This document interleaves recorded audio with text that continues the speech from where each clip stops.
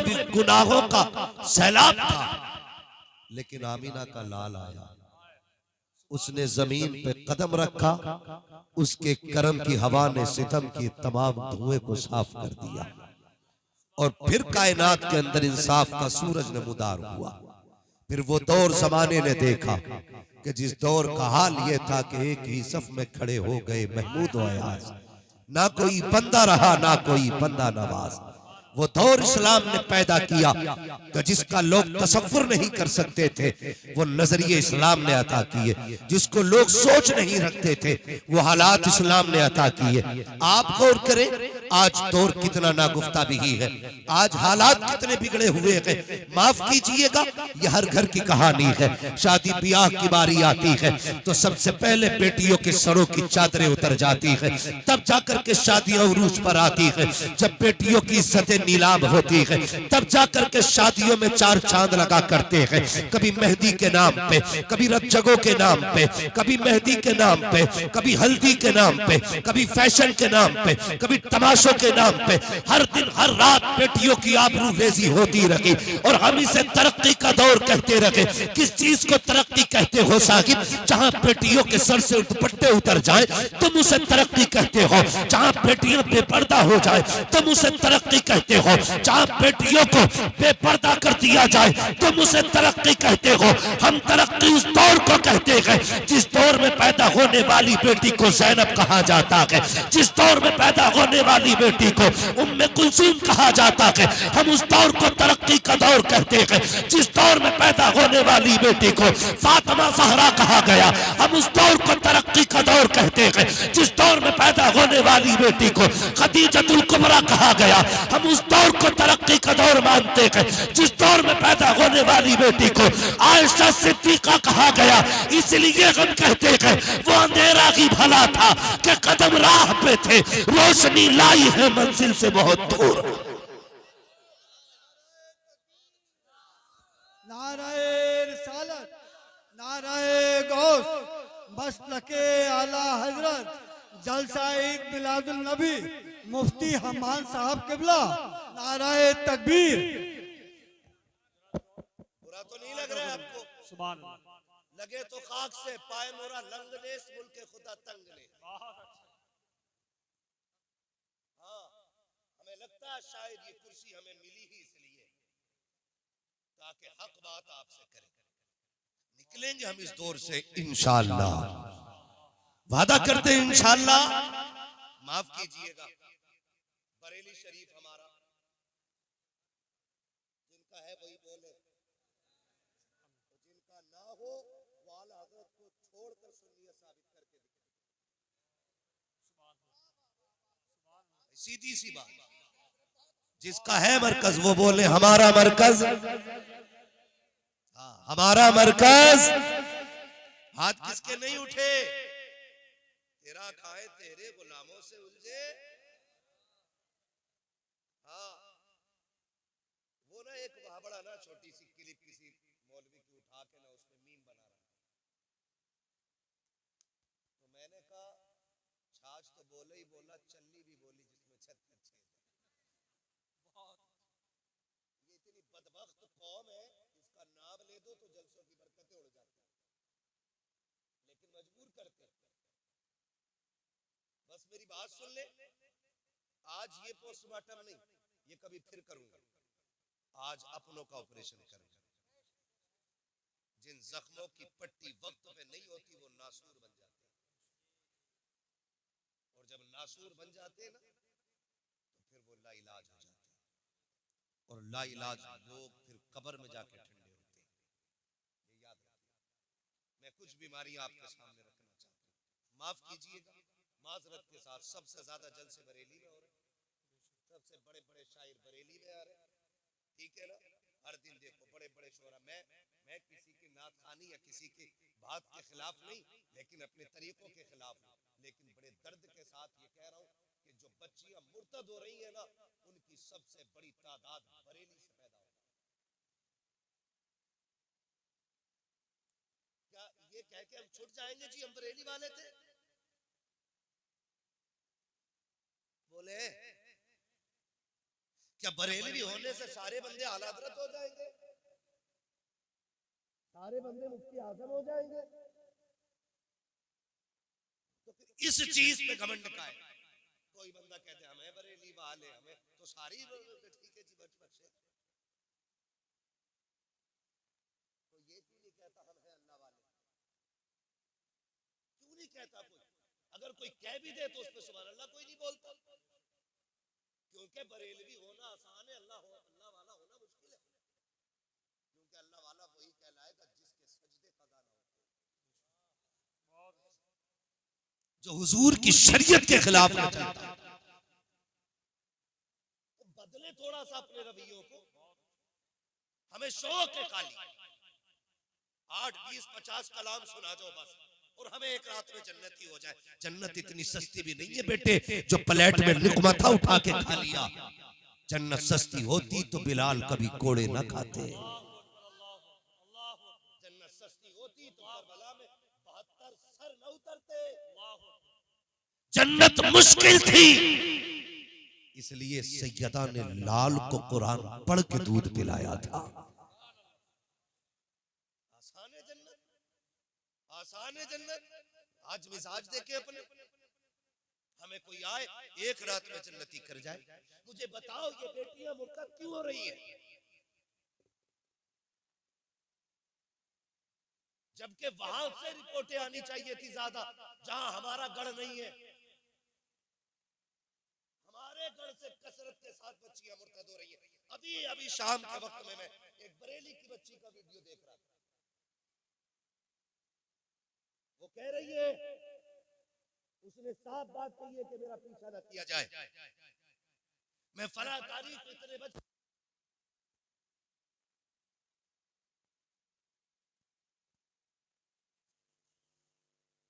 मैं अपनी मर्जी से घर छोड़ के आई हूं।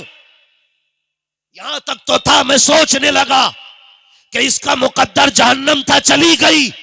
लेकिन अगली बात जो उसने कही ना, उसने कलेजा टुकड़े टुकड़े कर दिया। जानते हो उसने अगली बात क्या कही? उसने कहा मेरा ही पीछा क्यों कर रहे हो? इस जुर्म में मेरे साथ मेरी माँ भी बराबर की शरीक है। ये उस बच्ची का वीडियो गवाह है। वो कह रही है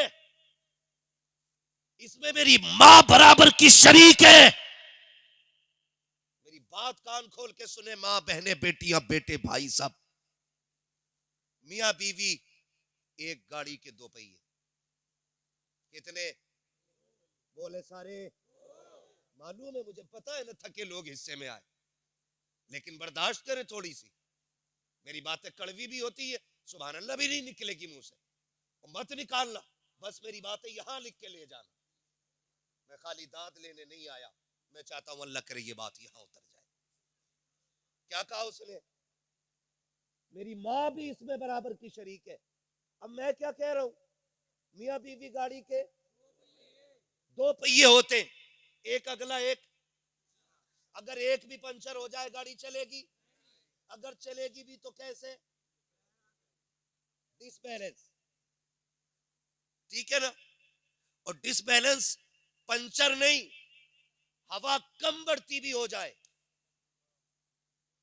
तब भी गाड़ी सीधी नहीं चलती है, डिसबैलेंस रहती है। मैं बेटी से गुजारिश करूंगा और बापों से भी गुजारिश करूंगा, खुदा का वास्ता कमाए, आपका हक है। मजदूरी करें, मेहनत करें, आपका हक है। नेक नियत से करेंगे, इबादत है। सिर्फ मुसल्ले पे इबादत नहीं, सिर्फ मिंबर पे इबादत नहीं, सिर्फ महफिल में इबादत नहीं। बंदा बच्चों की परवरिश की नियत से हलाल रोजी के लिए निकले, अल्लाह कदम कदम पे नेकी अता फरमाया करता है। ये इस्लाम है हमारा। यहाँ सिर्फ मुसल्ले पे इबादत नहीं होती, यहाँ खेत में भी इबादत हो सकती है, यहाँ मार्केट में भी इबादत हो सकती है, यहाँ दुकान पे भी इबादत हो सकती है, यहाँ मंडी में भी इबादत हो सकती है, हर जगह इबादत हो सकती है। सिर्फ नियत का फर्क है। कमाए। लेकिन आपसे गुजारिश है, शाम को आके 1 घंटा अपना वक्त बच्चों को जरूर दें। शोहर बादशाह है, घर एक मिल्कियत है। शोहर, बीवी वजीर, बच्चे रियाया। समझ गए इतनी बात? घर क्या है? मिल्की है, सलामत रहे। घर क्या है? बच्चे भी याद कर ले, घर क्या है? शोहर, बीवी, बच्चे, रियाया। अब ये बताइए, बादशाह मुल्क के बाहर गया हो तो जिम्मेदारी किसकी होती है? सारे बोले। ये बात एक एक बेटी को जाके बता देना, फरिश्ते इतने मीठे लहजे में बात नहीं करेंगे जितने में मैं कर रहा हूं। वो खाल उधेड़ देंगे अगर गलती हो गई तो। मैं ये बता रहा हूं आपको, अगर कोई तुम्हें फ्री की जन्नत बांटने वाला हो ना, तो मुझे भी उसका नंबर देना। मुझे भी फ्री की चाहिए, मैं भी नहीं करूंगा कुछ भी। लेकिन कान खोल के सुनिए, बादशाह कौन? सलामत रहे। वजीर कौन? रियाया कौन? बादशाह बाहर जाए तो निजाम कौन संभालता है? और जब बादशाह वापस आता है फिर बैठता वजीर से कहता, बताओ भाई मुल्क के हालात कैसे? अब एक बात बताइए, बहुत संजीदगी से समझा रहा हूं, अल्लाह करे ये बात आपके जहन में उतर जाए। पूछता, हाल क्या मुल्क के? वजीर अगर सही बता दे कि फलां कबीले ने बगावत की है, फलां कबीले ने बगावत की है, तो बादशाह कदम उठाएगा कि नहीं? हिफाजती इक़दामात होंगे कि नहीं? जब बादशाह हिफाजती इक़दामात ऑलरेडी उठा लेगा तो फिर मुल्क तबाह होगा। और अगर वजीर झूठ बोले, बादशाह से कहे सब ठीक चल रहा है और मुल्क में उठ रही हो बगावत, तो मुल्क बचेगा?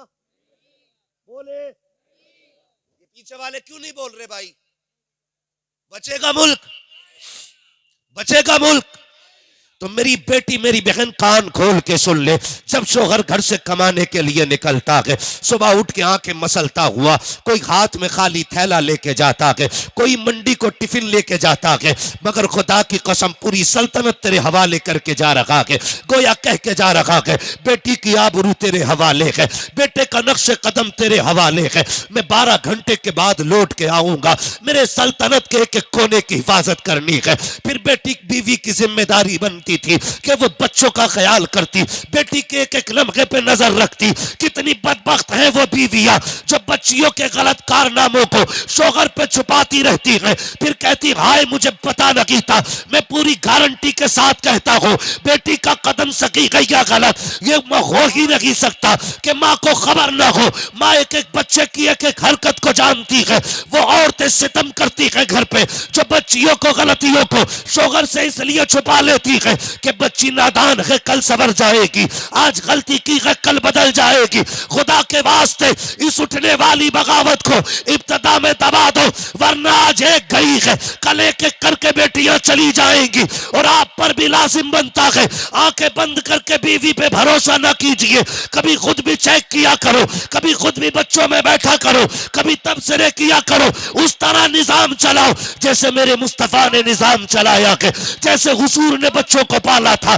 तारीख के ये बाप कितने हसीन नजर आते हैं। खुदा की कसम, आज की माँ बच्चों के ऐबों पे पर्दा डालती है, फिर बेटियां मुर्तद हो जाती है। कभी बेटी किसी के साथ जाती है, कभी किसी के साथ जाती है। माँ कहती मुझे पता नहीं क्या पढ़ाया तूने बेटी को, आ तुझे एक बेटी की कहानी बताऊं। तारीख का ये बाप पलट के देखो, मदीने की गली है, रात का सन्नाटा है, बिलाल की आवाज आती है, लोगों उठो, हुजूर ने दीन के लिए खून मांगा है। लोग चीख करे, दौड़े लग गई हुजूर की बारगाह में। जो बहनें थी वो उठी, उन्होंने छोटे छोटे भाइयों को उठाया, उठा करके दूल्हा बनाया, तैयार किया। हर बहन को भाई प्यारा होता है, हर माँ को लाल प्यारे होते हैं, लेकिन बहनों ने भाइयों को तैयार किया। कंधे पे तलवारें रख के कहा था, शहजादे जा तो रहे हो, लेकिन याद रखना उसके कदमों में जा रहे हो जहां जीने से ज्यादा जान लुटाने में मजा आता है। ए मेरे शेर, जब तुम पलट के आओ हमें फख्र होगा, हम शहीद की माँ कहलाए, हम शहीद की बहन कहलाए। और अगर जिंदा भी वापस आ गए फिर भी फख्र होगा, हम गाजी की माँ कहलाएंगे, गाजी की बहन कहलाएंगे। तारीख गवाह है, जब ये कह के बच्चे गए थे तो सबका यही ऐलान था कि इन्हें जाना, इन्हें माना, न रखा गैर से काम, लिल्लाहिल हम्द में दुनिया से मुसलमान गया। नारे तकबीर, नारे रिसालत, मसलके आला हजरत, इश्क मोहब्बत, इश्क मोहब्बत, इश्क मोहब्बत, इश्क मोहब्बत। तो बदलो भाई। खुदारा बहन बेटियों से गुजारिश है, दाग सिर्फ शोहर की इज्जत पे नहीं लगता है, दाग परिवार की इज्जत पे लगता है, परिवार की इज्जत पे लगता है। और बेटियों से मैं एक बात अर्ज करूंगा, मेरी बेटियों, कसम खा के कहता हूं, अल्लाह की इज्जत की कसम, बहुत अच्छा। तुम्हारा गुड्डू, तुम्हारा पप्पू, तुम्हारा सोना, तुम्हारा गोना, तुम्हारा मोना तुम्हें उतना प्यार नहीं दे सकता जितना प्यार और इज्जत तुम्हारा मजदूरी करने वाला बाप तुम्हें दे सकता है। बहुत अच्छा। उससे ज्यादा तुम्हें कोई इज्जत नहीं दे सकता। दुनिया तमाशाई बनी है, दुनिया तमाशाई बनी है। कसम खा के कहता हूं मेरी बहन, तुझे तब तक लोग आंखों में रखते हैं जब तक तेरी इज्जत और आबरू लूट न ले। हाँ, क्या तुमने नहीं देखा कितनी बेटियों की लाशें स्टेशन पे मिलती हैं, कितनी की पटरी पे मिलती हैं? कौन थे ये लोग? ये वही थे जो कहते थे तुझे जमीन पे कदम नहीं रखने दूंगा। उन्होंने तो सांसें ही छीन ली जिंदगी की। इनके लिए, इनके लिए जो 4 रातों के लिए तुम्हें रानी बनाते हैं और फिर जिंदगी भर के लिए तुम्हें कुत्ता बना के छोड़ देते हैं रोडों पे, उनके लिए तुमने उनसे जफा की जो मजदूरी भी करता रहा। उसने टोपी में पैबंद लगाए, बेटी तेरे दुपट्टे में पैबंद नहीं लगने दिए। उसके लिए छोड़ दिया तुमने बाप को, उस बाप को जो खून पसीना एक करके तुम्हें पालता रहा, जो जिंदगी लगा के तुम्हें संवारता रहा, तुमने उनके लिए माँ बाप छोड़ दिए। जाके बेटियों को समझाओ, उनसे कहो जाकर के, बेटी संभल के कदम रखना, याद रखना, अगर तू बहकी ना तो सिर्फ तेरी इज्जत नहीं, खानदान की इज्जत चली जाएगी। बाप कभी जिंदगी में सर नहीं उठा पाएगा। और आज तो बेगैरती की भी हद हो गई जी। सोसाइटी मुआशरे में भी बेगैरती इतनी हो गई है, आज भाग जाती है, कल कपड़े झाड़ के कह देता मेरा मतलब नहीं रहा उससे, लो साफ सुथरा हो गया, दूध में नहाया हुआ। ये बेगैरती है। कल हजरत जब किसी की बेटी को तलाक होती थी ना, तो 8-8 दिन बाप घर से नहीं निकलता था गैरत की वजह से। तलाक वाली बेटी का बाप नहीं निकलता था। आज भागी हुई की बाप पे फर्क नहीं पड़ता है। ये बेगैरती नहीं तो क्या है हमारी, ये बेहिसी नहीं तो क्या है हमारी। हो क्या गया हमें? हमारी आंखों का पानी मर गया। आओ करबला वालों के दर की खैरात खाने वालों, मुझे बात याद आ गई, कायनात की सबसे कम उम्र कारिया को सैयदा ज़ैनब कहा जाता है। ये मौलाए कायनात मौला अली की शहजादी, खातून जन्नत के जिगर का टुकड़ा ज़ैनब वो है जिन्हें मुस्तफा ने अपना लुआब चखाया है। सबसे कम उम्र में सबसे पहली कुरान की कारिया बनने वाली जात हजरत सैयदा ज़ैनब की जात। सैयदा ज़ैनब परवरिश किसने की है? खातून जन्नत ने। उसने परवरिश की है जिसकी मुस्तफा ने परवरिश की थी। आप अंदाजा लगाइए, सोच भी नहीं सकते, बेइजाजत जिनके घर जिब्रील भी आते नहीं। कद्र वाले जानते हैं कद्र शान अहले बैत। हाँ भाई, उस घर की बात कर रहा हूं। सैयदा ज़ैनब के बचपन का जमाना है, खातून जन्नत की बेटी कुरान पढ़ रही है बैठ करके, फजर के बाद का वक्त है, खातून जन्नत किसी काम में मसरूफ है और सैयदा ज़ैनब कुरान पढ़ रही। पढ़ते पढ़ते अचानक न चादर सरकने लगी, आगे के कुछ बाल नजर आ गए। खातून जन्नत की नजर पड़ गई, काम छोड़ा, ऐसे दौड़ी जैसे लोग मरते हुए को बचाने दौड़ते। जाके बेटी के जहां बाल थे ना, हाथ रख लिया, ज़ैनब दुपट्टा संभाल। अम्मी क्या हुआ? कहा बेटी कुछ बाल नजर आने लग गए। अम्मी तो फिर ऐसे दौड़ी, मैंने सोचा पता नहीं क्या हो गया। कहा ना बेटी, इससे बड़ी कयामत कोई नहीं हो सकती कि एक बेटी की सर की चादर सरक जाए। कहा बेटी पूरी जिंदगी ये दुपट्टा ना सरकने देना, दुपट्टा ना सरकने देना। ये कौन कह रहा है? ये वो कह रही है जिसको रब ने जन्नती औरतों की मलका बनाया है। तेरी मेरी बेटी न मलका, न शहजादी हुजूर की, न सैयद जाती, न वलिया, न राबिया बसरिया, न ज़ैनब, न उम्मे कुलसूम, न रुकैया, कोई नहीं हो। फिर घमंड, जितने बड़े बाप की बेटी उतनी बेगैरती से गले में दुपट्टा है। क्यों? उसे डर नहीं है दामाद मिलेगा कि नहीं। उसे पता है मेरे बाप के पास इतना पैसा है, मैं कितनी भी बेकार हो जाऊंगी, मेरा बाप दामाद खरीद लाएगा। कम से कम कुछ सोच करके गरीब की बच्चियां चादर ते रखे रहती है। से कम वो ये सोचती हैं हम पे और कुछ नहीं सिवाय इज्जत के, वो उसकी हिफाजत करती हैं। गलत नहीं कह रहा हूं, आप बुरा मत मानिए, ये कड़वी सच्चाई है, मेरा दिल जल रहा है अंदर से जो बातें कह रहा हूं, दिल जल रहा है। जितने अमीरों की शादी जाके देखो, जाना होता दावतें हमें भी दे देते लोग, वहां जाके देखो तो कुत्ता तरीका होता खाना खिलाने का, गधों की तरह खाना खा रहे चल, सुन्नत का तरीका ही खत्म। और फिर हम सबसे बड़े मसला के आला हज़रत वाले, जब हम खड़े होकर कुत्तों की तरह खाना खाते तब मसला के आला हज़रत किधर रहता है? जब बेटियां मर्दों के साथ मैरिज हाल में बैठी होती हैं तब मसला के आला हज़रत किधर होता है? क्या सिर्फ नारे का नाम मसला के आला हज़रत है? जानते हो सरकार मुफ्ती आज़म हिंद, मुफ्ती आज़म आलम इस्लाम, आपने जाना उन्हें? नहीं जाना ना, मैं बताऊं, आपके घर में किसी की शादी थी, फंक्शन था हज़रत के घर में ना, 3 दिन तक खाना चलता रहा। कितने दिन तक? 3 दिन तक आम लंगर चलता रहा, लेकिन खड़ा करके किसी को नहीं खिलाया जा रहा था, हुजूर की सुन्नत के मुताबिक बैठा के खिलाया जा रहा था। 3 दिन तक खाना चलता रहा। किसी ने आके सरकार मुफ्ती आजम की अम्मी से कहा, बड़ी भी जरा पता तो करो मुस्तफा रजा ने भी खाया कि नहीं खाया। माती ख्याल आ गया वो मेरे बगैर किसी से खाना नहीं मांगता है। कहा जा बेटी दौड़ के जा, पूछ जाके मुस्तफा रजा से खाना खाया कि नहीं। कोई आई घर की खातून, कहा शहजादे तुमने खाया कि नहीं खाया? कहा नहीं। कहा कब से? कहा 3 दिन से। कहा क्यों नहीं खाया? कि माँ को फुर्सत न मिली, मैंने मांगा नहीं था। कहा शहजादे मांग लिया होता, घर तो अपना था। कहते मैंने हुजूर की हदीस पढ़ी है, आका ने कभी अपने लिए किसी से सवाल नहीं किया था। मुस्तफा रजा भी ये चाहता है कि अपने लिए सवाल ना करे, ताकि आका की इस सुन्नत पे भी अमल हो जाए। जब उन्होंने इस तरह सुन्नतों पे अमल किया है, अल्लाह ने उनको विलायत का ताजदार बना डाला है।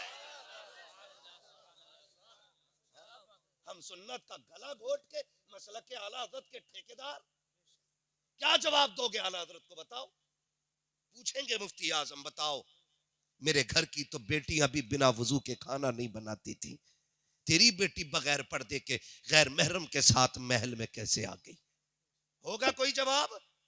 हो तो जाओ नंगी नचाओ बेटियों को, कोई रोकने वाला नहीं, और ना हो तो फिर तैयारी करो, फिर तैयारी करो। शर्म आती है हमारी बेटियों के सरों से दुपट्टे उतर गए, दुपट्टे उतर के फैशन के नाम पे दुपट्टे उतरे, सूट महंगे महंगे आ गए। हम भी गए थे मार्केट में कपड़ा लेने, यकीन करें कोई सूट ऐसा देने तैयार नहीं था जिसकी आस्तीन में जाली की बजाय कपड़ा हो। सब में मच्छरदानी लगी है। हमने कहा कपड़ा, कह रहा नहीं मौलाना यही फैशन चल रहा अब तो। मैंने कहा कोई ऐसा भी सूट आया जिसमें ना होगा ना, फिर तो थान से कटवा लो। मैं पूछना चाहता हूं, हम मुसलमान हैं? डॉक्टर इकबाल ने कहा था यूं तो सैयद भी हो, मिर्जा भी हो, अफगान भी हो, तुम सभी कुछ हो, बताओ कि मुसलमान भी हो। हम ये सोच के क्यों मार्केट में माल भर रहे हैं कि फैशन क्या है? हम ये क्यों नहीं सोचते कि हुजूर की सुन्नत क्या है? बताइए कौन इतना मोहतात होगा, कौन झगड़ा करके किसी से जाली की जगह कपड़ा लगवाएगा? क्या है मौलाना मजबूरी है साहब, अब तो यही मिल गया।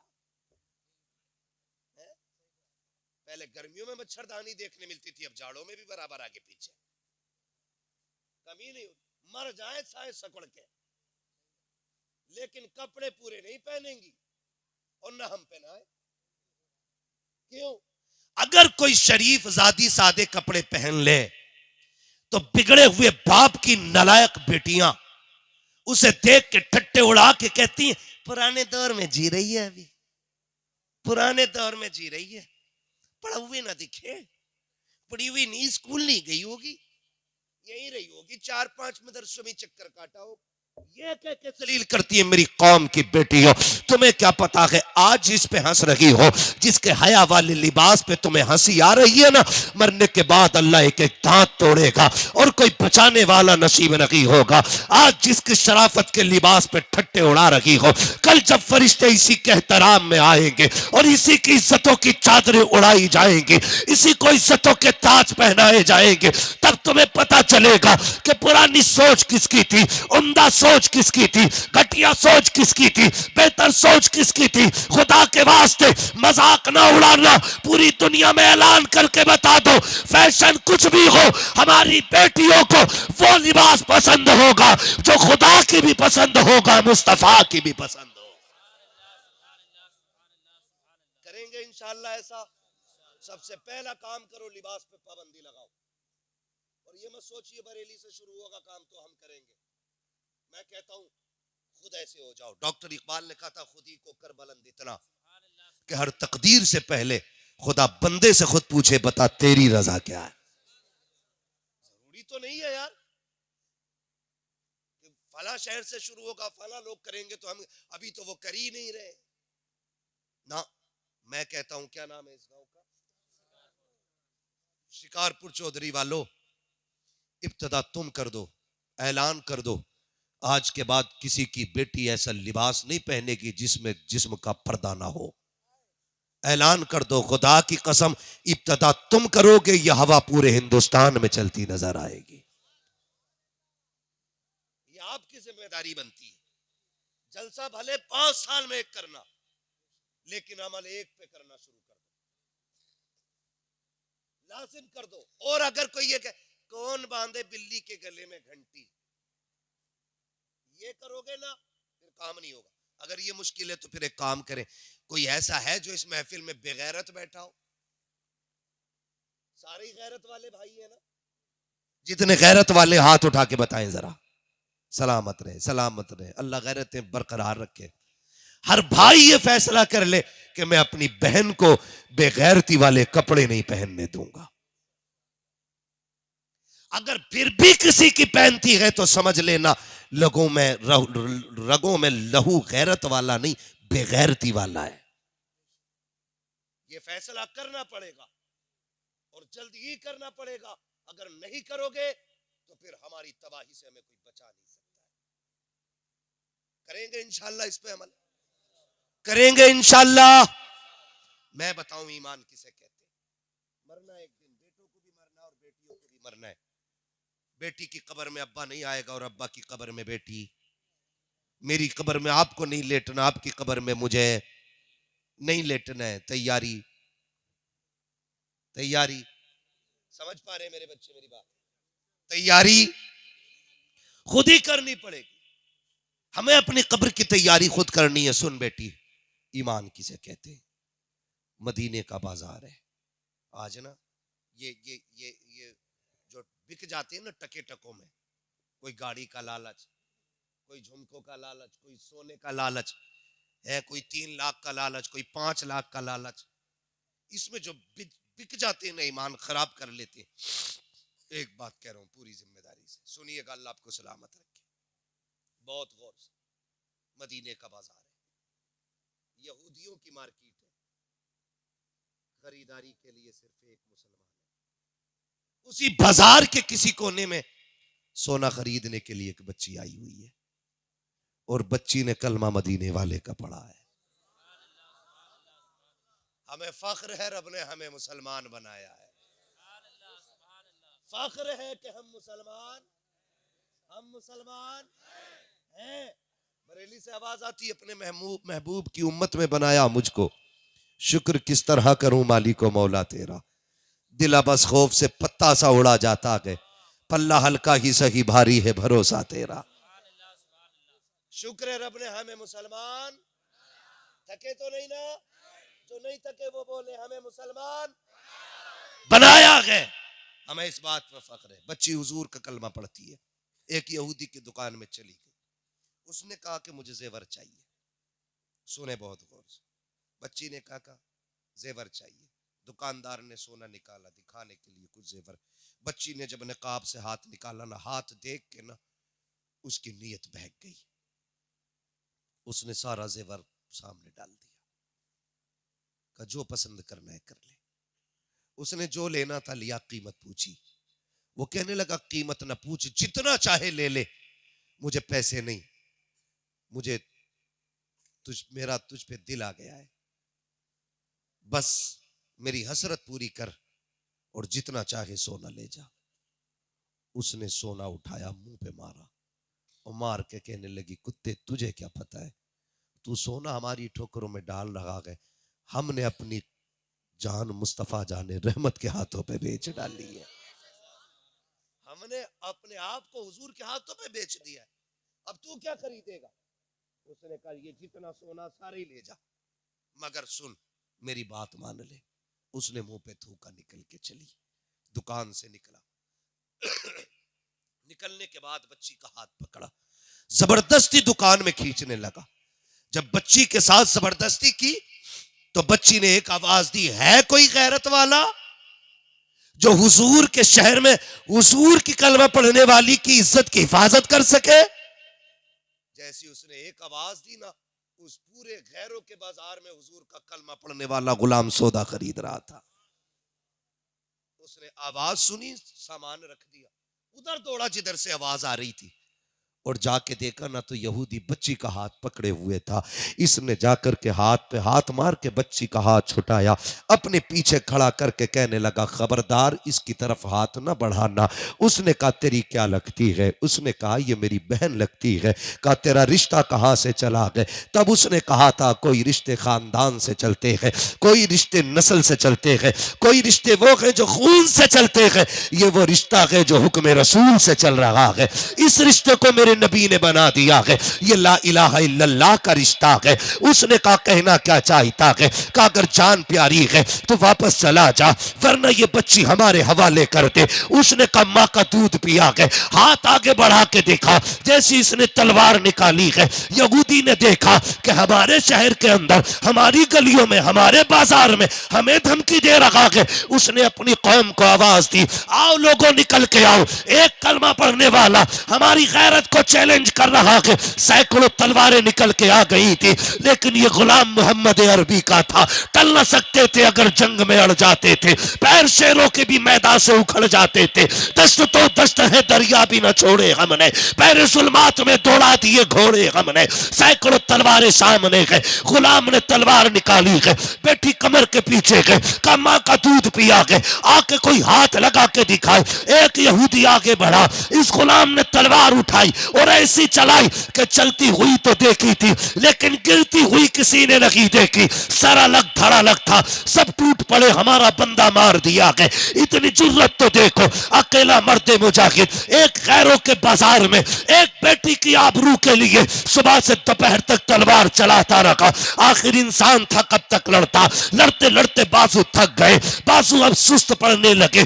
बच्ची ने देखा तलवार रुकने वाली है, लेकिन सोचने लग गई अगर तलवार रुक गई तो मेरी इज्जत चली जाएगी, अगर इज्जत चली गई तारीख लिखी जाएगी। हुजूर के शहर में कलमा पढ़ने वाली बेटी की आबरू लूट ली गई थी, जमाना क्या कहेगा। बच्ची ने आह भरी है, जब देखा तलवार सुस्त पड़ गई है। उसने क्या काम किया, उसने तलवार को रुकते देखा। अब ख्याल आया थोड़ी देर में ये शहीद हो जाएगा, फिर मेरी इज्जत की बारी है। बच्ची ने उसी जमीन पर मिट्टी पे सजदा किया, रोक कहती है ओ खातून जन्नत के बाबा के पैगंबर, ओ तुझे महबूब का वास्ता है, देख एक बेटी की आबरू खतरे में आ गई है। मालिक ये अकेला नौजवान मेरी आबरू के लिए मैदान में आ गया है। मालिक अगर आज ये चला गया, कयामत तक कोई तरह बेटी की इज्जत के लिए खड़ा नहीं होगा। ए परवरदिगार तुझे जहरा के बाबा का सदका, मालिक मेरी इज्जत की हिफाजत फरमा। ए मेरे मौला मेरी आवाज मुस्तफा तक पहुंचा दे। जब बच्ची ने हिचकी भर के इतना कहा था, खुदा की कसम तारीख गवाह है, अभी तलवार रुकने लगी थी, पीछे से नारे तकबीर की आवाज आती है। जब मुजाहिद ने लड़के मुड़ के देखा है, क्या देखता है, आगे आगे पैगंबर आ रहे हैं, पीछे पीछे हैदर आ रहे हैं। जैसे इतना देखा है। यहूदियों में भगदड़ मच गई, कौन बचाएगा? खुदा की कसम, तारीख गवाह है, जैसी पैगंबर को आते देखा, हैदर को आते देखा, यहूदियों ने कहा था तोड़ो, अगर इनसे लड़ गए कयामत तक के लिए नस्लें मिटा दी जाएगी। नारे तकबीर, नारे निसालत, नारे गौस, नारे गौस। ख्वाजा का हिंदुस्तान, ख्वाजा का हिंदुस्तान। हजरत सैयद बदियुद्दीन जिंदा सा मदर, हजरत सैयद बदियुद्दीन जिंदा सा मदर। कलियर के साबिर पाक, कलियर के साबिर पाक। 5 नारे पंजातन के, एक नारा हैदरी। 5 नारे पंजातन के, एक नारा हैदरी। नारा हैदरी, नारा हैदरी।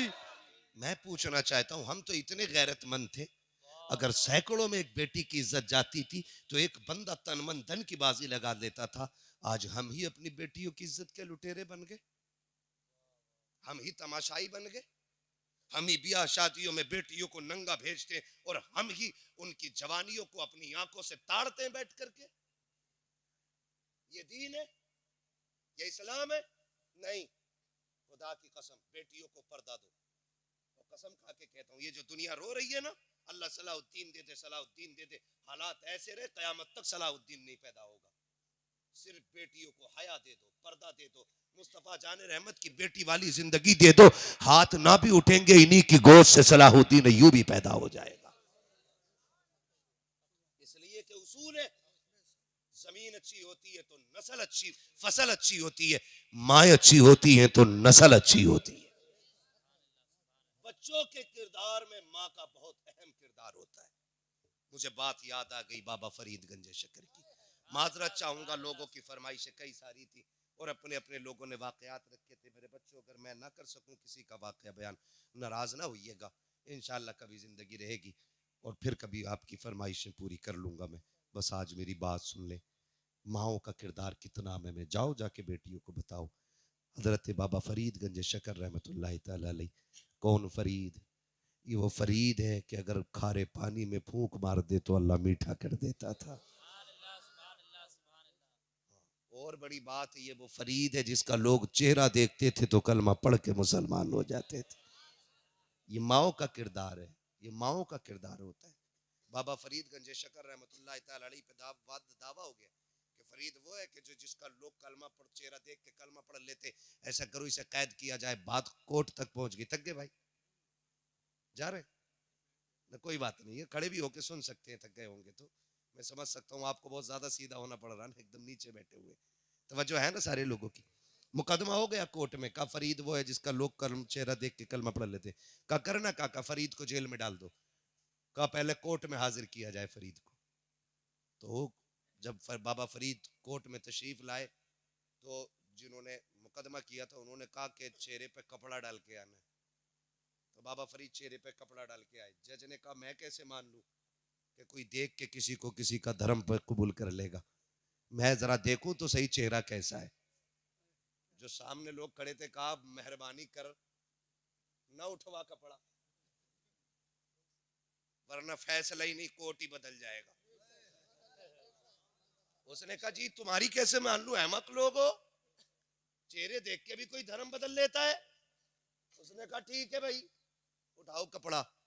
जब फरीद ने चेहरे से नकाब पलटा, फिर जज भी कह रहा था ला इलाहा इल्लल्लाह मुहम्मद रसूल। अले जी बात ही खत्म हो गई, क्योंकि वो भी कलमा पढ़ के मुसलमान हो गए। घर आए, अम्मी मुझे पता है क्या बेटे, आज तेरे बेटे फरीद को कोर्ट में बुलाया गया था। मुकदमा ये था मेरा चेहरा देख के लोग कलमा पढ़ ले रहे। अम्मी मजा तब आया जब जज ने मेरा चेहरा देख के कलमा पढ़ा। मां मुस्कुरा के कह रही फरीद मुस्कुरा मत, कमाल तेरा नहीं कमाल तो मेरा है। कमाल तेरा नहीं कमाल, जोर से कमाल मेरा है। कमा कैसे? का फरीद सुन, इबादत से खुदा तक पहुंचा जा सकता है, लेकिन माँ की दुआएं बंदे को खुदा वाला बना देती है। क्या अम्मी का तुझे पता है नहीं है? जब तू छोटा था ना, कोई दिन ऐसा नहीं, अल्लाह की इज्जत की कसम, जिस दिन मैंने तुझे बिना वजू के दूध पिलाया हो। कोई रात ऐसी नहीं गुजरी फरीद जिस दिन तेरी मां सजदे में आके तहज्जुद के वक्त में ये ना कहती हो, अल्लाह मेरे लाल को ऐसा बना देना जो इसे देखे वो तेरा कलमा पढ़ने लग जाए।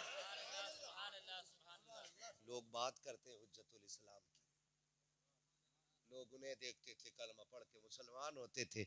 मैं तो कहता हूं अल्लाह उनकी माँ की कब्र पे रहमत नाजिल करे। अगर माँ अच्छी ना होती तो बेटा कभी हुज्जतुल इस्लाम ना होता। इसलिए मेरे अजीज, माएँ अच्छी होंगी तो फिर नस्ल अच्छी हो जाएगी।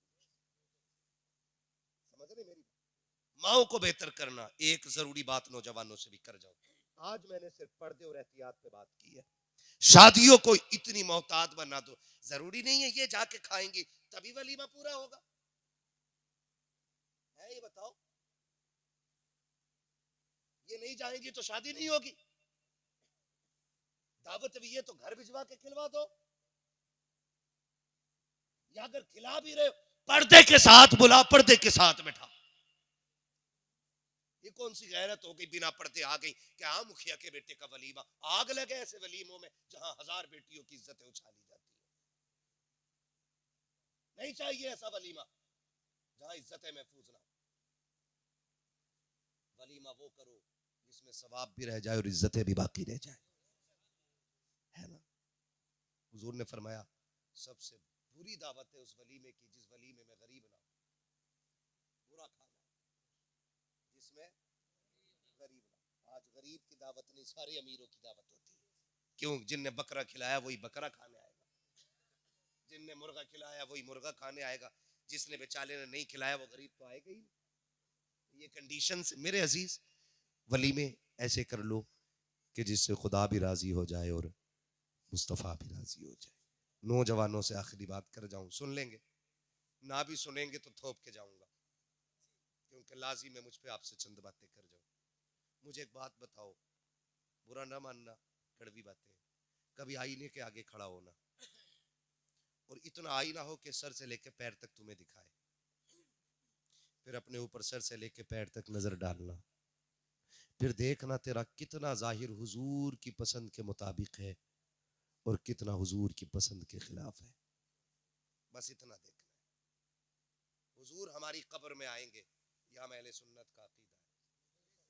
आला हज़रत क्या फरमाते हैं?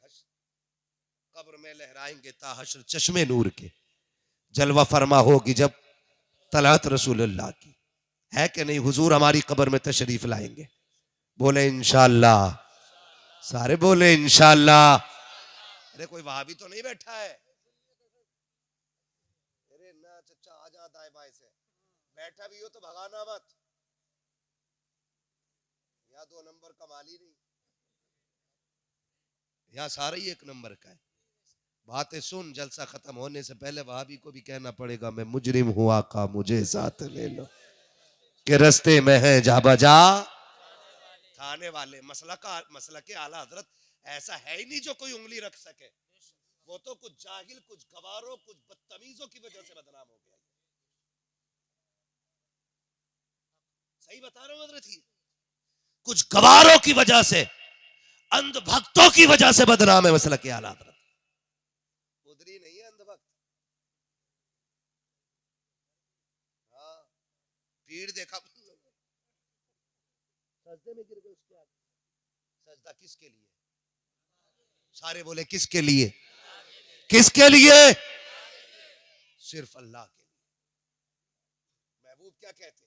आका फरमाते अगर खुदा के अलावा किसी को सजदे की इजाजत होती, यहाँ पीर का जिक्र नहीं, अबू बकर का जिक्र नहीं, अपना जिक्र नहीं, उमर का जिक्र नहीं, अहले बैत का जिक्र नहीं, आका कहते अगर खुदा के बाद किसी को सजदे की इजाजत होती तो मैं औरतों को हुक्म देता कि वो शोहर को सजदा किया करे।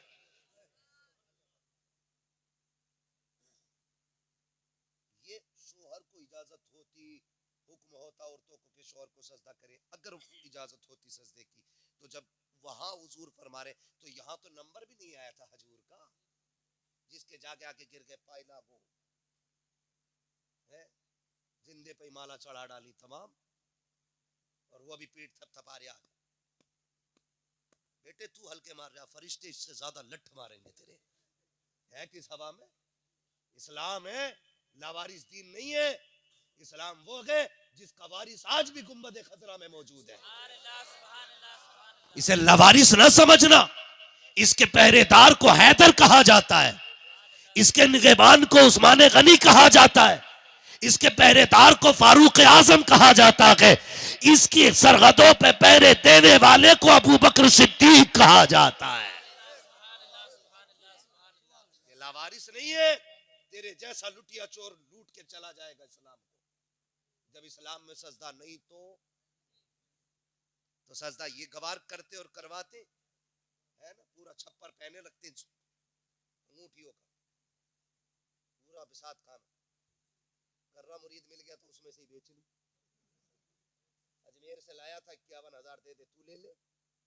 ये बगदाद वाले से लाया था, ये कलियर वाले से लाया हूँ, हाँ ये वारिस पाक से लाया हूँ, ये मदार पाक से लाया हूँ। सारे बुजुर्गों के नाम बता के बेचता रहे। एक पहन, वो भी एक नक्की। इस्लाम है, तेरे बाप की लिखी हुई कहानी नहीं है। जैसा चाहेगा इसे मोड़ के चला लेगा। इसके लिए अहले बैत का खून लगा है। तबीयत घुसेड़ रहा था यजीद, खानदान दे के हुसैन ने दीन को साफ बचा लिया है। यह है दीन। हाँ तबीयत का ही तो मसला था। बस चंद बातें आपसे, तो इन लोगों की वजह से मसला क्या हालत बदनाम हुआ, इन लोगों की वजह से। वरना हमारा मसलक बड़ा साफ मसलक है, ठीक है ना। कुछ जगह मैं आपसे हाथ जोड़ के कहता हूँ, देखिए अगर आप किसी मजार के तवाफ करेंगे या किसी पीर को सजदा करेंगे, ना मुझे कुछ मिलने वाला है ना मेरा कुछ जाने वाला है। अगर हुजूर का एक उम्मती जहन्नम से बच के जन्नत में चला गया तो फिर हमारा क्या नुकसान है। हम तो यही सोच के बात कर रहे हैं ना, दीन समझे दीन। पीर का रद्द नहीं किया इस्लाम ने। ये तरीके जो है ये गलत है, तरीके गलत है। नबी शान वाले अगर कोई उन्हें पूजने लगे तो वो बेईमान हो जाए। इबादत सिर्फ अल्लाह की। किसकी है? जोर से, इबादत अल्लाह की है, ठीक है ना। तो हमें खड़ा करना अपने आप को आईने के आगे, सर से लेके पैर तक देखना है। हमें ये देखना है कि हम कितने हुजूर के फरमान के मुताबिक हैं और कितने फरमान के खिलाफ हैं। पहले पैर से देखना, पजामा है कि पैंट है, तहबंद है या क्या पहन रखा है। फिर शर्ट पे आना, कुर्ता देखना, फिर गला देखना, टाई तो नहीं लगी है। फिर चेहरे पे आना, दाढ़ी है कि नहीं, हुजूर की सुन्नत चेहरे पे है कि नहीं। अगर नहीं है ना तो फिर डर, हुजूर आए और चेहरा फेर ले कब्र में, कोई बचाने नहीं आएगा। मुफ्ती आजम हिंद सरकार के बारे में मशहूर है कि जिसकी दाढ़ी नहीं होती थी उसकी तरफ आप चेहरा नहीं करते थे। ये शांति। अगर मुफ्ती आजम को इतनी नफरत है बेदाढ़ी वाले से, फिर रसूल आजम को कितनी नफरत होगी। हम क्या कर रहे हैं नौजवानों, कोई पता है जिंदगी का यार? चलो तुम गारंटी दो कि भाई 100 साल जिएगा फिर मेरी दाढ़ी मूंदो, और अगर गारंटी नहीं है ना एक लम्हे की भी, तो फिर दाढ़ियां रख लो।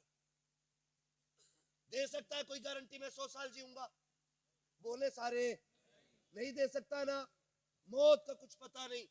अभी हादसा हुआ, एक्सीडेंट, कल की बात, 3 लोग मारे गए, तीनों नौजवान थे, दाढ़ियां नीचे। किस मुंह से कब्र में जाएंगे हुजूर के पास? खुद सोचो। अगर हम कब्र में पहुंचे और चेहरे पे दाढ़ी ना हो, हुजूर चेहरा फेर ले, फिर क्या बनेगा? अगर वो चेहरा फेर ले जो कायनात की उम्मीद है, तो फिर उम्मीदों के दरवाजे बंद हो जाते हैं। दाढ़ियां रख लो चेहरों पे, दाढ़ियां अजीब तमाशा बना रखा। अब तो जनाब फैशन चल रहे, ऐसा सीन बना रहा है इसमें, ऐसा लगता जमे ही नहीं थे बाल, पता नहीं कहाँ ऐसा साफ करा था। एक का देखा ना, यहाँ से कट लगा हुआ था, मैंने कहा शायद तबल लग गया होगा बचपन में, रोड से देखा तो कट ही लगा। ये ऐसे कट मारो, ऐसे कट मारो, डिजाइन एक का बिच्छू बना हुआ, कुछ कपड़े बने हुए, छिपकलियां बनी हुई खोपड़ी में। अरे ये अजाब तो मिल रही है कब्र में यार, यहाँ भी सूरतें बनाए घूम रहे। आईने के आगे खड़ा कर, फिर पूछ अपने आप से क्या हुजूर इस चेहरे से राजी है? तुमने बीवियों के लिए, लड़कियों के लिए चेहरे सजाए, एक बार हुजूर के लिए चेहरा सजा के देखो। एक बार इस नियत से चेहरा सजा कि ये चेहरा मेरे महबूब को कैसा लगेगा। दाढ़ी रखो चेहरों पे, ये काट के छोटी रखने वाले, फ्रेंच कट रखने वाले, डिजाइनों की दाढ़ी रखने वालों, हाथ जोड़ के तुमसे कहता हूं खुदा के वास्ते, ये छोटी दाढ़ी रखना या मुंडा लेना ये बराबर हराम के दर्जे में आती है। 4 अंगुल की दाढ़ी रखो, मुश्त भर की दाढ़ियां। क्या तुमने नहीं देखा, पहले मुंडाने का फैशन चला, फिर कटाने का फैशन चला, अब फिर से बड़ी करने लग गए हैं। और यार बड़ी तो करनी ही है, फिर क्यों फैशन समझ के रख रहा है? सुन्नत समझ के रख ले, खुदा की कसम फैशन भी हो जाएगा, मुस्तफा की सुन्नत पे भी अमल हो जाए। रखेंगे दाढ़ी इंशाल्लाह, रखेंगे, बोले इंशाल्लाह। दाढ़ी रखने की कोशिश कीजिएगा। मैंने बुजुर्गों को फरमाते सुना, बंदा कफन में लिपट के जाए, चेहरे पे दाढ़ी हो, फरिश्ते आके जब हटाते कफन, दाढ़ी देख के हट के खड़ा हो जाता। दूसरा कहता सवाल न कर, उसने कहा रब से पूछ ले करना है क्या? अभी कहा क्यों? कहा इसके चेहरे की दाढ़ी बता रही है, हुजूर से प्यार करके आया है। जो सबसे मुश्किल घड़ी है उसमें इतनी बड़ी छूट, चेहरे की दाढ़ी काम आ गई है। इसमें कितना वजन है? 2-3 ग्राम सारे बालों में मुश्किल से हो। पीर साहब ना 100 ग्राम का भी तावीज दे देना, लटका देता है, लटकाए फिर रहा तावीज, कह रहा बड़ा आराम है, तब से तावीज बांधा। कसम खा के कहता हूँ दाढ़ी रख, और जब मुश्किल में घिर जाए ना, इन बालों को पकड़ और ऐसे हाथ में लेके कि मैं मौला तुझे तेरे महबूब की सुन्नत का वास्ता, मालिक मेरे बिगड़े काम बना दे। हाथ नीचे बाद में आएंगे, तकदीर के फैसले अर्शों से पहले कर दिए जाएंगे। लेने ही नहीं आया ना, ले नहीं। बड़ी बरकत इन 4 बालों की है। मुफ्ती आजम सरकार जब वुजू करते थे ना, तो पंजाबी पास में घर के रहता था, सारा पानी भर के ले जाता था, सारा पानी। कहा ये क्या? कहा मुफ्ती आजम की दाढ़ी के बालों का पानी है। कहा क्यों लेके जाते हो, क्यों लेके जाते हो? कहा लोग बीमार होते हैं, दवा लेने जाते हैं, मेरे बच्चे बीमार होते, मुफ्ती आजम की दाढ़ी का पानी पिला देता हूं, खुदा शिफा दे देता है।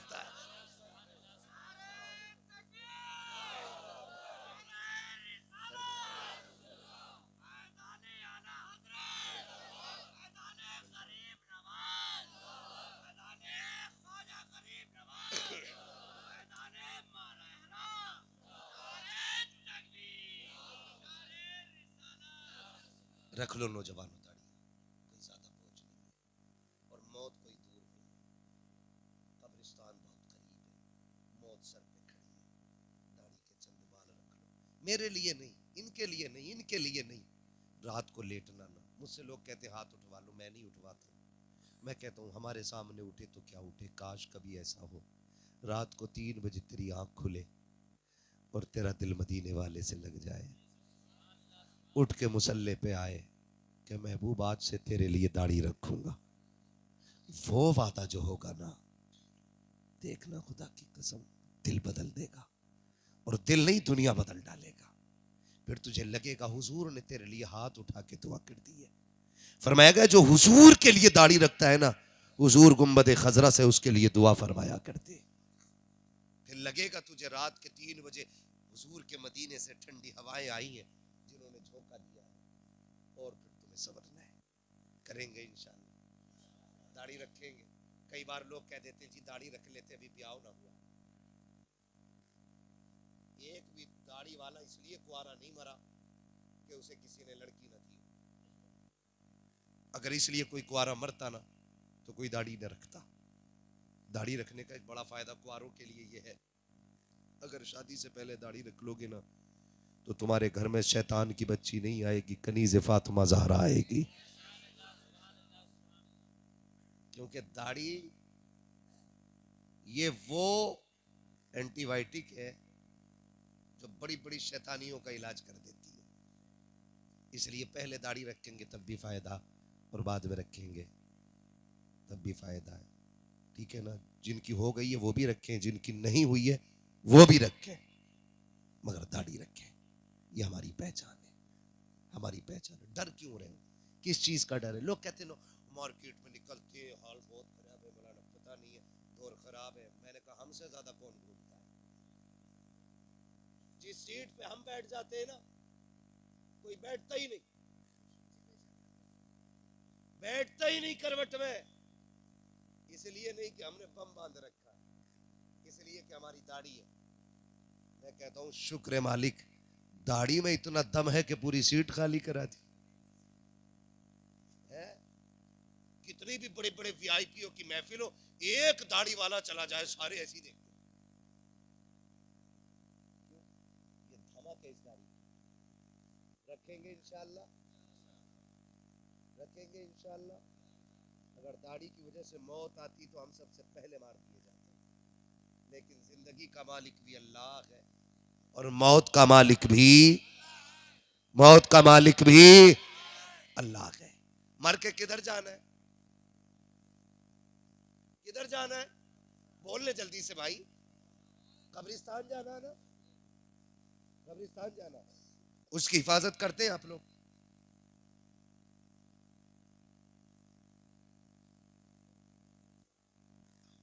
कदर है कब्रिस्तानों की? हमारे अक्सर कब्रिस्तानों के हालात ऐसे ही है। मैं ये तीसरी बात करने लगा हूं। पहली बात मैंने पर्दे की, दूसरी बात नौजवानों मैंने दाढ़ी की है। आप दाढ़ी रख लो, इंशाअल्लाह इनकलाब आएगा। तीसरी बात करने लगा हूं कब्रिस्तान। पूरी तकरीर हाथों हाथ याद भी करा, ठीक है? क्या करना है कब्रिस्तान? मैं ये कह रहा हूं अक्सर मुसलमानों के कब्रिस्तान का हाल ही है कि जितने भी बेरोजगार नौजवान लड़के हैं ना, वो सारे कब्रों पे जाके बैठ जाते हैं। कई जगह पे ताश खेलते हुए मैंने खुद देखे, कई जगह पे देखा है कि भैंसे लेके लोग कब्रिस्तान आ जाते हैं, कई जगह पे बकरी बकरे छोड़ देते हैं। ओ पकड़ ले, बकरी किसकी है? तो कहता मेरे अब्बा की तो कब्र है।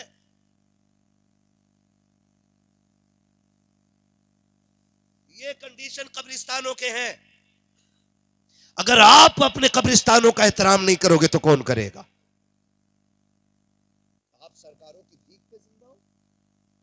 ये देंगे तब हम उनकी बाउंड्री करेंगे, ये देंगे तब हमारे कब्रिस्तानों की हिफाजत होगी, ये नहीं देंगे तो कुत्ते बिल्ले हमारे कब्रिस्तानों में घूमेंगे।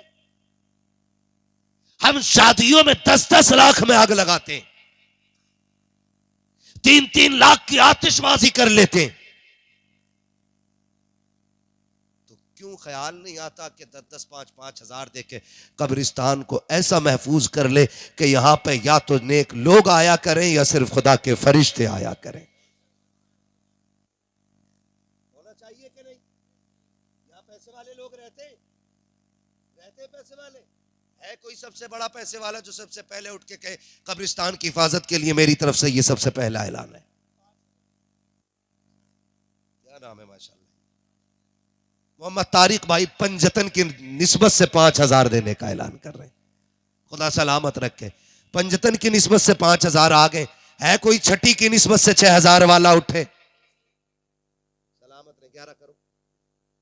क्या बात है, बोले यार सुभान अल्लाह। क्या बात है, माशाअल्लाह। इंशाअल्लाह। क्या नाम है मेरे भाई आपका?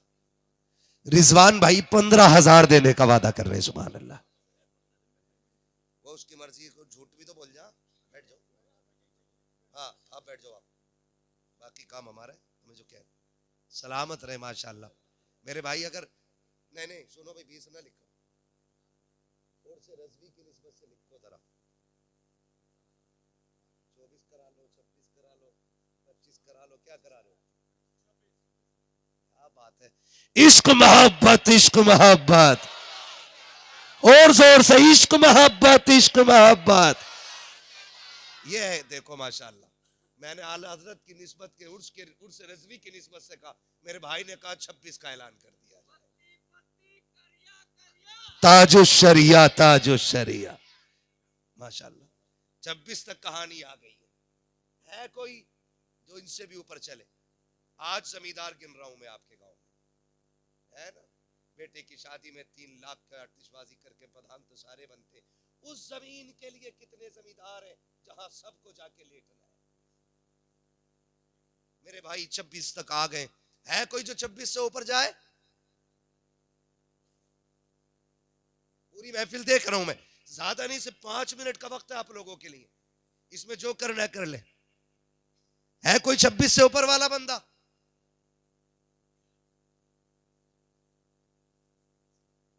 अब जो उठे वो बात की बात रही। अभी नीचे वाला बंदा 11 रह गई, ये बोली 6000 रह गई पहली, 6 वाला बंदा हो जाए कोई, ख्वाजा गरीब नवाज की निस्बत से 6000 दे दे, जल्दी करें, जेब मत टटोइए, अल्लाह देगा इंशाल्लाह। और जो मुर्दे कब्र में लेटे ना वो बड़ी दुआएं देंगे, जिनकी कब्र पे तुम्हारे घोड़े बकरे रहते हैं, आपको भी आराम मिलेगा। जल्दी से 6000 वाला कोई उठ जाए, ये बोलियां खाली नहीं रहनी चाहिए। नौजवानों उठे कोई, क्या बात है, सलामत रहे मेरे भाई। 2 लोग उठ गए मेरे भाई, क्या नाम है आपका? असलम भाई और अकरम भाई, माशाल्लाह। ये 2 बंदे 6-6 हजार के।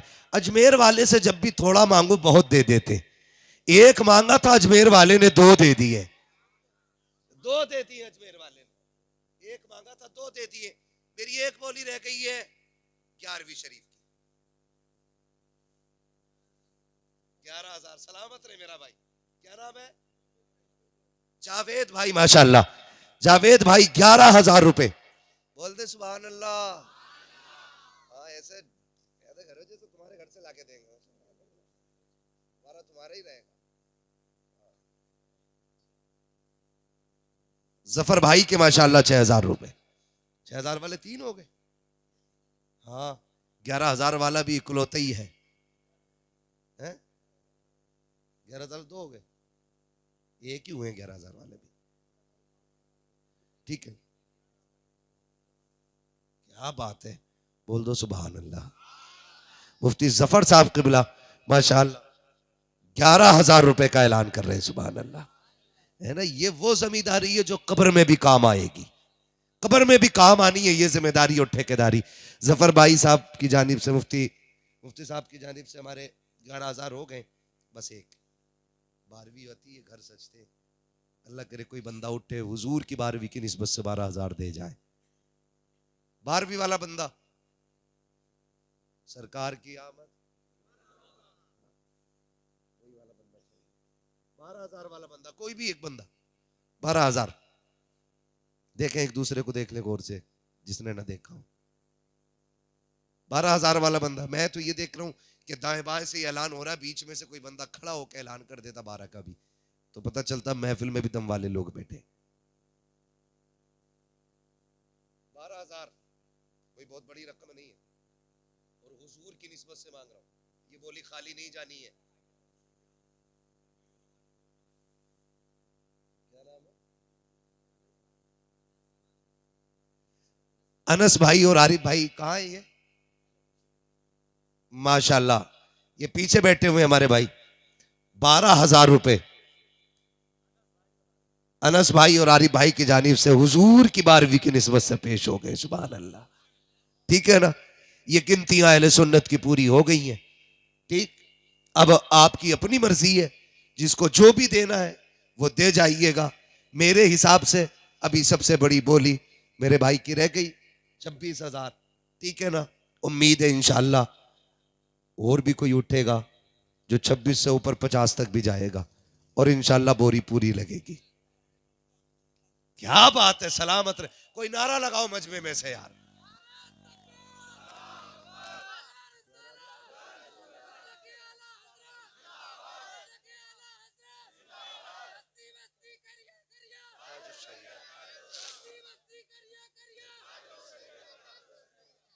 अभी 1 मिनट मेरा बाकी है, बस करें बस करें। सलामत रहे भाई निसार साहब 1 लाख रुपए देने का ऐलान कर रहे हैं, सुभान अल्लाह।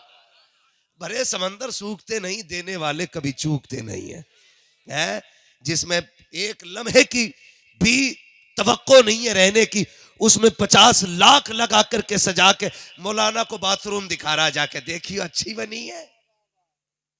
और जहां हमेशा रहना उसकी कोई तैयारी नहीं, उसकी कोई तैयारी नहीं है। होशियार वो हैं जो कब्रिस्तान की तैयारियां कर ले। मेरे भाई ने 1 लाख रुपए दिए, अल्लाह सलामत रखे आपको भी और उन तमाम अहबाब को जिन्होंने अब तक हिस्सा लिया कि माशाअल्लाह। किसके क्या बात है। मैं एक बात कहूं, मैं भी 2-3 दिन पहले एक जलसे में था, वो हमारे मिलने वाले थे, मोहम्मद साहब गवाह है उसके, तो उन्होंने बताया कि हमारे बेटे का इंतकाल हो गया। मैं ऐलान करने लगा मदरसे के लिए ना, तो उस बाप ने ना मदरसे के लिए, बाप ने ना मदरसे के लिए ना अपने बेटे की तरफ से 11,000 रुपए दिए। मैं सोचने लग गया, बेटा चला जाए ना तो बाप किसी मौके पे चूकता नहीं है, बाप चला गया है तो औलाद क्यों चूक जाती है ना। अल्लाह सबको ऐसे बेटे दे कि जो कब्रिस्तान जाने के बाद भी बाप की कब्र की ठंडक का इंतजाम करते रहे। भाई निसार साहब, अल्लाह आपको सलामत रखे। फरिश्ते जाके जब रहमत की खिड़की खोलेंगे, अब्बा कहेंगे ये किधर से आई, का ऐसा बेटा छोड़ के आया गया जिसने मेहनत की कमाई तेरी बख्शिश के लिए लगा दी है, अल्लाह ने उसी का सिला अता फरमा दिया गया। अल्लाह सलामत रखे आपके वालिद मरहूम को, अल्लाह जन्नतुल फिरदौस में मकाम रफ़ी नसीब फरमा। उसमें एहतियात से काम कर रहा हूँ, इंशाअल्लाह शजरा कभी फिर सुन लीजिएगा। बस आपसे गुजारिश है, जो नहीं दे पाए हैं, ऐसा नहीं है सिर्फ यही देने वाले थे जिन्होंने दिया है, कुछ की जेब में नहीं है, कुछ इंशाअल्लाह बीवी से पूछ के मशवरा करके फिर बताएंगे। मैं महफूज नहीं हूं, तुम अपने घरों में महफूज नहीं हो। वजह क्या है? वजह क्या है? तलाश कर वजह क्या है। अच्छा, एक चीज समझने की है, इसको भी गौर से सुनिए आप। कुरान की आयत, अंतुमुल आलौना इन कुंतुम मोमिनीन, कामयाब तुम रहोगे, शर्त यह है कि मोमिन कामिल बन जाओ। जोर से बोलोगे तुम, दिल से बोलोगे सुभान अल्लाह। इसके बढ़ा के रखो, उंगली हम मत करो उसमें, देखो बार बार बढ़ाओ, एक बार बढ़ाओ इसकी आवाज को, बढ़ाओ, ठीक है। अब इसमें उंगली ऐसे मत करो, बिल्कुल ऐसी खामोश। अरे कुछ नहीं होगा, ये नबी का जिक्र है यार, आदमी सुन के अच्छा हो जाता है।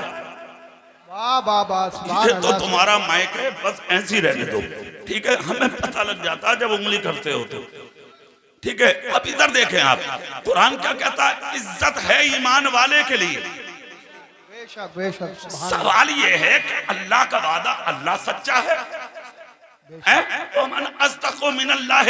अल्लाह से सच्ची किसी की बात नहीं। उसका कुरान सच्चा, उसका कलाम सच्चा, जिस नबी पर नाजिल हुआ वो रसूल सच्चा। कुरान कहता है कि इज्जत तुम्हारे लिए है, कामयाबी तुम्हारे लिए है। तुम जलील क्यों हुए, तुम रुस्वा क्यों हुए, तुम बदनाम क्यों हुए, तुम पीटे क्यों गए, क्यों छिना तुम्हारा सब कुछ, क्यों हो गई बर्बादियां तुम्हारी। वरना तुम तो वो कौम हो कि जिस हिंदुस्तान में तुम सर झुका के जी रहे हो, तुमने 1000 साल तक इस मुल्क पर हुकूमत की थी। कितने साल बोलो जोर से? लंका, बांग्लादेश, पाकिस्तान, हिंदुस्तान मिलकर के जब चारों एक जगह थे तो हुकूमत मोहम्मद मुस्तफा का गुलाम कर रहा था। आज लंका अलग, बांग्लादेश अलग, पाकिस्तान अलग, खाली हिंदुस्तान है, बंटवारे में सब अलग हो गए। इस हिंदुस्तान को भी बांटने की कोशिश, और इस जमीन पर भी आज आवाजें उठाई जा रही हैं, मुसलमानों का कुछ नहीं है, मुसलमानों का कुछ नहीं है। बड़ी अजीब बात है, मैंने तो रात की तकरीर में उड़ीसा में था, मेरा सुबह 8 बजे की फ्लाइट पकड़ के दिल्ली आया, दिल्ली से सफर करके यहाँ, फिर सुबह 6 बजे फ्लाइट है मेरी, जोधपुर जाना है। अगर कहीं और का, महुआ खेड़ा मेरी ससुराल है, वहां का जलसा भी है आज का मेरा, मगर उनके आगे हाथ जोड़ लिए, मैंने कहा मैं नहीं आ रहा हूँ, मना कर दिया मैंने। मगर यहाँ मुझे आना, चूंकि ये मेरा मादरे इल्मी है, मैं यहाँ पढ़ा हूँ। अगर कहीं और होता तो मैं माजरत कर लेता, दिल्ली में सोता और वहीं से फ्लाइट पकड़ के निकल जाता। अभी तकरीर करके फौरन एयरपोर्ट भी जाना। सुभान अल्लाह, जोर से बोले आप। मैं ये कहना चाहता हूँ, मैंने रात भी बोला था ये जुमला कि आखिर क्यों कहा जाता है हमसे ये कि मुसलमान को हिंदुस्तान की मिट्टी से प्यार नहीं है। हमारा प्यार तलाश करते हो मिट्टी में, हमसे ज्यादा प्यार मिट्टी से कौन करेगा? कौन करेगा? हम मर के भी इसी मिट्टी में दफन होते हैं। क्या बात है, सुभान अल्लाह। और रहा मिट्टी से और भी प्यार का मतलब, तो आओ हमसे पूछो। हमारे पास जब तक पानी पर कुदरत होती है, हम पानी से वुजू करके अल्लाह के सजदे करते हैं, और जब पानी पर कुदरत हमारी नहीं होती तो इस मिट्टी से हमें प्यार इतना है जो हमारे रब ने हमें जताया है। फइल्लम तजिदू माअन फतयम्ममू सईदन तय्यबा, मिट्टी पाक है बल्कि पाक करने वाली है। अगर पानी मिलता है तो हम पानी से वुजू करके सजदे करते हैं, और अगर पानी नहीं मिलता तो इसी मुल्क की मिट्टी को उठा करके इसी से तयम्मुम करके इसी से सजदे करते हैं। फिर हमसे अब मत पूछो कि हम वफा करते हैं कि नहीं, इससे भी ज्यादा और अगर वफादारी का सबूत चाहिए तो सफर करो दिल्ली की जानिब, चले जाओ इंडिया गेट पर। इंडिया गेट के दाहिने बाजू पर पढ़ के देखो, तुम्हारे बापों के गर्दन कटाने वालों में इतने नाम नहीं मिलेंगे जितने इंडिया गेट पर मोहम्मद मुस्तफा के गुलामों के मिल जाए। बाबा जिंदाबाद जिंदाबाद, बहुत अच्छे। नारे तकबीर, नारे रिसालत, मसलके आला हज़रत, जश्न दस्तारबंदी, हज़रत अल्लामा कारी इकबाल साहिब मुरादाबादी। नारे तकबीर। वो सारी चीजें अपनी जगह। मैं तुमसे पूछना चाहता हूँ, तुम इस मंजिल पे कैसे आए? क्यों बर्बाद हुए? क्यों तबाह हुए? क्यों आज दुनिया तुम्हें नजर उठा उठा के देख रही है? क्यों मारे जा रहे हो तुम? क्यों तुम्हारा पुरसाने हाल नहीं है कोई? कुरान ने इज्जत का दावा किया है, इज्जत तुम्हारे लिए है। फिर सलील क्यों हुए? तो क्या यहाँ ये कहोगे कि कुरान गलत है? माअज़ल्लाह ना, कुरान अल्लाह का कलाम है कौले मोहम्मद कौले खुदा। फरमान न बदला जाएगा, बदलेगा ज़माना लाख मगर कुरान न बदला जाएगा। कुरान कल भी हक था, कुरान आज भी हक है, कुरान सुबह क़यामत तक हक रहेगा। और इतना हक रहेगा खुदा की कसम कि लोगों ने जलाया भी मगर कुरान का नुक्ता गायब ना हुआ, कुरान को फाड़ा भी मगर नुक्ता गायब ना हुआ, कुरान को दरिया में डाला भी मगर नुक्ता गायब ना हुआ। क्यों? जिसकी हिफाजत का जिम्मा मेरे रब ने अपने रहमो करम पर लिया हो, खुदा की कसम उस कुरान को दुनिया में कोई कम नहीं कर सकता है। कुरान भी बाकी रहेगा और कुरान को नाजिल करने वाला भी बाकी रहेगा। बाबा जिंदाबाद जिंदाबाद। सुनो, ये वजह तलाश करो कि इज्जत हमारे लिए थी, फिर तुम जलील क्यों हुए? इस वजह को तवज्जो से सुन लो। अल्लाह तो सच्चा है, उसका कुरान भी सच्चा है, जिस नबी पे नाजिल हुआ वो नबी भी सच्चा है। बेशक बेशक, सुभान अल्लाह। फिर पिटे क्यों? फिर बर्बाद क्यों हुए? फिर जलील क्यों हुए? फिर तुम्हारी इज्जतों के तमाशे क्यों बने? अब इस वजह को जब तलाश करोगे तो फिर तुमको जामिया रज़विया अजीजुल उलूम के सहन में आना पड़ेगा, असातिज़ा के सामने ज़ानुए अदब बिछाना पड़ेगा। असल में वजह एक और भी है। जी जी, तुम्हें मौलवियों के पास जाने की अब जरूरत भी तो नहीं पड़ रही। हर घर में मौलवी बैठा, बगैर पढ़ा मौलवी, उजड कह रहा मौलवी क्या जाने। हालात इतने अजीब हो गए, कह रहा मौलवी क्या जाने। जाहिल कह रहा जाहिल उजड। नमाजी है, इज्जत के लायक है तू, रोजेदार है, इज्जत के लायक है तू, मुत्तकी है, इज्जत के लायक है तू, परहेजगार है, इज्जत के लायक है तू, मगर नमाजी बनके किसी आलिम पर उंगली मत उठा। जी जी, ज़बान में ताले लगाओ, तू सारी रात सजदा कर। जामिया रज़विया अजीजुल उलूम का मुदर्रिस सिर्फ नबी की एक हदीस के 2 जुमले पढ़ा के शागिर्दों को ईशा की नमाज पढ़ के बिस्तर पर लेट जाए तो तेरी सारी रात के सजदे आलिम के सोने का मुकाबला नहीं कर सकते। वाह वाह वाह वाह, सुभान अल्लाह जिंदाबाद। 2 टके का आदमी 4 सिक्के कमा के मौलवी का मुकाबला करेगा तू? सुन एक जुमला और, बहुत से बुजुर्गों के कौल है ये जो मैं बोलने जा रहा हूं। दुआ करो कि अल्लाह ताला हम सबकी हिफाजत फरमाए, आमीन। फरमाते हैं कि आलिम की तौहीन करने वाला, आलिम की, आलिम समझकर, इल्म वाला समझकर, मुस्तफा के दीन का आलिम समझकर अगर तौहीन की तो कुफ्र तक पहुंचेगा। सुन लो, निकालो सहनो दिमाग से ये चीज। दूसरी अगली सजा सुन, फरमाते हैं कि जिसने जिंदगी में आलिम से बुग़्ज़ रखा, अगर किसी को यकीन ना आवे तो उसकी कब्र खोद के देख लेना, उसका चेहरा काबे की तरफ हो ही नहीं सकता। जिंदगी में कुछ भी बनो मगर आलिम के बागी मत बनना। मत करो तौहीन किसी आलिम की। बैठ जाओ बाबू, बैठ जाओ, बैठ जाओ। सुभान अल्लाह, पूरी ताकत से बोल के दिखा दो, पूरी ताकत से बोल के दिखा दो, पूरे दिल से बोलो। सुनो, मत आओ आलिमों के मुकाबले।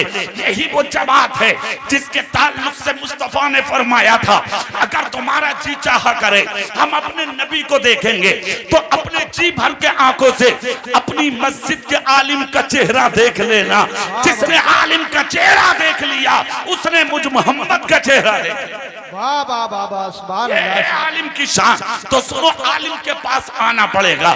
जब आओगे आलिम साहब से कहोगे हुजूर बताओ अल्लाह सच्चा, उसका कुरान सच्चा, उसका नबी सच्चा, दीन सच्चा, इस्लाम सच्चा, शरीयत सच्ची, मुस्तफा की हदीस सच्ची, अल्लाह की बात सच्ची, तो फिर अल्लाह का तो वादा है इज्जत मुसलमानों के लिए है। फिर मुसलमान जलील क्यों? फिर मुसलमान रुस्वा क्यों? फिर मुसलमान बदनाम क्यों? फिर मुसलमान पिट क्यों रहा है? क्यों आज इसे दुनिया के अंदर ठोकरें मारी जा रही हैं? आलिम दीन कहेगा हाँ हाँ, कुरान की आयत कल भी सच थी, आज भी सच है। कुरान कल भी हक था, कुरान आज भी हक है। कहा फिर मौलाना बताओ सच्चाई क्या है? तो मौलाना कुरान उठाएंगे और कुरान उठा के कहेंगे सुन और पढ़ ले कुरान को। कुरान ही के अंदर है मा असाबकुम मिन मुसीबतिन फबिमा कसबत अयदीकुम व याफू अन कसीर। तुम पर जो ये मुसीबतें आ रही हैं, मुश्किलें आ रही हैं, परेशानियां आ रही हैं, रंजोगम आ रहे हैं, हादसात के तुम शिकार हो रहे हो, ये सब तुम्हारे हाथों के करतूत हैं। जानते हो क्यों? ना झूठे होते ना मुश्किलें आती, ना चोर होते ना मुश्किलें आती, ना डाकू होते ना मुश्किलें आती, ना गुंडे होते ना मुश्किलें आती, ना दलाल होते ना मुश्किलें आती, ना सूद लेते ना मुश्किलें आती, ना ब्याज लेते ना मुश्किलें आती, ना शराब पीते ना मुश्किलें आती, ना बेटों की शादियों में रंडी नचाते ना मुश्किलें आती, ना एक के दो बनाते ना मुश्किलें आती, ना माँ बाप को घर से निकालते ना मुश्किलें आती, ना बड़े भाई पे जुल्म करते ना मुश्किलें आती, ना शरीफों पे पत्थर मारते ना मुश्किलें आती, ना गरीबों को ठोकर मारते ना मुश्किलें आती, ना यतीमों को दबाते ना मुश्किलें आती, ना मजलूमों पर जुल्म करते ना मुश्किलें आती। आज जो मुश्किलें आई हैं तेरे अमल की वजह से आई हैं, वरना इस्लाम ये है, मुस्तफा कहते हैं अगर कोई तड़पती प्यास में तुझे मिल जाए तो उसे एक प्याला पानी पिला दे।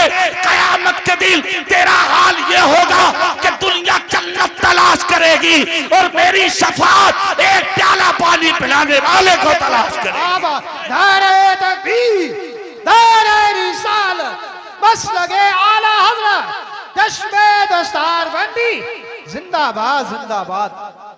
क्यों आ रही है मुश्किलें? क्यों आ रही है परेशानियां? क्यों मारे जा रहे हो तुम? क्यों पीटे जा रहे हो तुम? सीने पर हाथ रख के वजह तलाश कर, सीने पर हाथ रख कर वजह तलाश। जब वजह तलाश करोगे तो वजह कुछ और नहीं मिलेगी, वजह सिर्फ ये मिलेगी तुम अपने रास्ते से हट चुके हो। और जब जब मुसलमान अपने रास्ते से हटा है तब तब इस मुसलमान पर मुश्किलें आई है। जी जी हाँ, आज तो अगर मुश्किलों के बारे में कोई मौलाना बता दे तो कह रहे हैं मौलाना साहब डरावे हैं, डरा रहे हैं, डरा। अरे एक तो पंचायत में बैठ के कह रहे, अरे बोले यार तोबा तोबा। बोले एक मौलाना तकरीर में कह रहे थे कि पुलसिरात का रास्ता बाल से ज्यादा बारीक होगा, तलवार से ज्यादा तेज होगा। मादल्ला सुम्मा मादल्ला कह रहा, ये कोई बात समझ में आने की है? जी जी ला हौला वला कुव्वता इल्ला बिल्लाह। सोचो, सही कहा था तुम्हारे नबी ने, मेरी उम्मत पर एक वक्त ऐसा आएगा कि आदमी सुबह को काफिर और शाम को मोमिन होगा, उसे खबर भी नहीं होगी। कुछ भी कह देते हो, कुछ भी बोल देते हो, जो दिमाग में आया वो बोल दिया, जो जहन में आया वो बोल दिया। तेरी समझ का जिम्मेदार, तेरी समझ का कोई जिम्मेदार है क्या? अगर तेरी अकल में ये चीज नहीं आती तो इसका कोई जिम्मेदार है क्या? कब्र में हिसाब हक है, कह रहा जो होगा देखा जाएगा। हश्र का हिसाब हक है, बोलता जो होगा देखा जाएगा। अल्लाह को मुंह दिखाना है, गुनाह मत कर, कह रहा जो होगा देखा जाएगा। दलाली मत कर, हराम लुक्मे मत कमा, कह रहा मौलाना साहब ये दुनिया है जीने दो, जो होगा देखा तू देख लेगा। जी जी चंद झोंके कोरोना में कोविड-19 में आए, तुझसे वो ना झेले, तुम झेल लोगे? कह रहा जो होगा देखा जाएगा। मक्का बंद, मदीना बंद, बगदाद बंद, नजफ बंद, कलियर बंद, अजमेर बंद, बरेली बंद, पूरा बेर खेड़ा बंद, यहां तक कि तुम्हारे लिए तुम्हारी ससुरालों के दरवाजे बंद।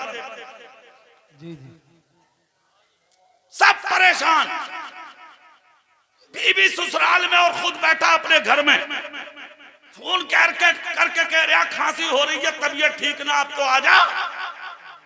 बीवी कह रही है अपना काम करो, यहाँ आने की जरूरत नहीं है। बोले तुझसे बात नहीं करूंगा, मेरी सास से बात करा। सास से बात हुई तो सास कह रही है हाँ मत जाइयो इधर। बोले क्यों? बोले पुलिस ने बांस बांध दी, ससुराल का दरवाजा बंद, गांव गांव की मस्जिदें बंद, और तुम्हारे हालात क्या थे? मुसल्ला बगल में, खुद मस्जिद में। इमाम कह रहा हाथ जोड़ के, अरे भैया घर में पढ़ लिए। बोले ना हाफिज जी दिल कर रहा मस्जिद में पढ़ना। जी जी हो हाफिज जी कह रहे घर में पढ़ लिए, क्यों मरवाए दे? घर में ही पढ़ ले, पढ़नी तो है, मुसल्ला भी बगल में है, सब कुछ है, घर में ही पढ़ लिए। हाफिज जी दरवाजा, हाफिज जी कह रहे हैं दरवाजा नहीं खोल, दीवार कूद का आ गया, तसियो इमाम पिटवा दिया। तसियो इमाम पकड़े गए, पीटे। पुलिस खींच खींच के इमामों को ले जा रही है। इमाम कार में बैठते हुए कह रहे पढ़ने तो आया था, बचा मुझे?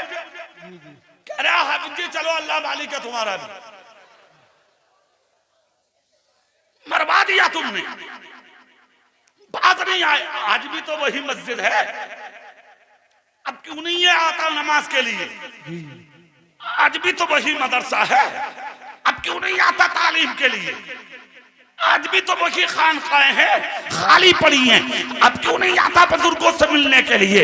अब क्यों मस्जिद खाली है फजर में? अब क्यों खाली है ईशा में? अब क्यों खाली है जोहर असर और मगरिब में? अब क्या हुआ? इसका मतलब खुदा के खौफ और नबी के इश्क में सजदे नहीं थे, बीमारी के डर से सजदे थे। तुम कहते हो जो होगा देखा जाएगा, तुझसे कोविड बर्दाश्त ना हुआ, तू देख लेगा। तुझसे कोरोना के झटके बर्दाश्त ना हुए, तू देख लेगा। क्या देख लोगे तुम? जब दुनिया की मुश्किल बर्दाश्त नहीं कर पाए तो कब्र की मुश्किल बर्दाश्त कैसे करोगे? हश्र की मुश्किल बर्दाश्त कैसे करोगे? ये दुनिया है दुनिया, इस दुनिया के अंदर गुमराह मत हो, इस दुनिया में मलबूस मत हो, इस दुनिया को ठोकर मार दे। दुनिया धोखा है, छोड़ दे इस धोखे को। दुनिया धोखा है, छोड़ दे इस गलतफहमी को। आजा सच्चाई की तरफ, आजा ईमानदारी की तरफ, आजा वफादारी की तरफ, आजा अपने रसूल की तरफ, आजा उन्हीं रास्तों में जिन रास्तों पर ना चल के तुझे जिल्लत मिली। जिस दिन इस रास्तों पर चल गया, हर कदम पर इज्जत मिलेगी। आज जो तुम पिट रहे हो उस नहीं, वजह सिर्फ ये है तरीके मुस्तफा को छोड़ना है। वजह बर्बादी इसी से कौम दुनिया में हुई बेइक्तिदार अपनी हमें करनी है। शहंशाह पता की रजा जोई वो अपने हो गए तो रहमते परवरदिगार। वाह वाह वाह, जिंदाबाद जिंदाबाद, बहुत अच्छी। जरूरत है अमली मैदान में आइए, जरूरत है अपनी जिंदगी की राह बदलिए। इज्जत तुम्हारे लिए है। सामने खड़े हुए लोग बैठ जाइए, 1 मिनट में बैठ जाओ। पूरा मजमा हाथ उठाओ, अपने नबी के नाम पे बोलो सुभान अल्लाह। सुभान अल्लाह, पूरी ताकत से बोल के दिखाओ या रसूल अल्लाह। रसूल अल्लाह। अब इधर चेहरा करो मेरी तरफ, पूरी दुनिया तुम्हारे चेहरे देख रही है। तुम अपनी मंजिल पर आ जाओ, तुम अपनी मंजिल पर आ जाओ। अच्छा, तुम्हारी जबानों में अल्लाह ने ताकत बहुत रखी है। हाँ, असर बहुत रखा तुम्हारी जबानों में। पता कितना असर है। तुम खामोश थे तो अमेरिका में आग लग गई। खामोश थे, जी जी, कुछ नहीं बोले, तुम जल गया अमेरिका। और देखो अल्लाह की शान, जो घर से बेघर हो गए थे पिछले साल, जी जी, अल्लाह ने उन फिलिस्तीनियों को घर दे दिए। जी जी जी, बेशक बेशक। उन गाजा वालों को घर दे दिए। और जो निकालने वाले थे आज वो घर से बेघर रोड पर पड़े। अल्लाह अपनी कुदरत के करिश्मे दिखाता है। मैं साया देना भी जानता हूं, मैं साया लेना भी जानता हूं। लेना भी जानता हूं, बेशक। जिंदगी में ज्यादा इतराने की जरूरत नहीं है, ज्यादा उड़ने की जिंदगी में जरूरत नहीं है, वाह वाह वाह, ज्यादा जिंदगी में घमंड करने की जरूरत नहीं है। अल्लाह रब्बुल इज्जत सर झुकाने वालों को बहुत पसंद करता है। तुम अपने रास्ते पे आके तो देखो, तुम अपनी मंजिल पे आके तो देखो, तुम अपने बुजुर्गों के तरीके पर जरा अमल करके तो देखो, तुम अपनी जिंदगी में सर झुका के नरमी के साथ जरा चीखे तो देखो। खुदा की कसम फिर उस जिंदगी का जवाब नहीं होगा। दुनिया आपके पीछे होगी, वरना तुम्हें मालूम है इधर तुम मर जाते हो, उधर तुम्हारे जिक्र खत्म, तुम्हारे तस्करे खत्म, तुम्हारे नाम खत्म, तुम्हारे निशान खत्म, यहाँ तक के हालात हो जाते हैं। अगर तुझे हार्ट का दौरा पड़ जाए ना, हार्ट का, और अगर TMU लेके चली जाए औलाद, गांव वालों को दिखाने के लिए डॉक्टर अगर कहते 3.5 लाख का बाल पड़ेगा अब्बा का, छोटा वाला कह रहे आ बड़े वाले भैये से, बोले भैये ऐसा बात है ही दावले,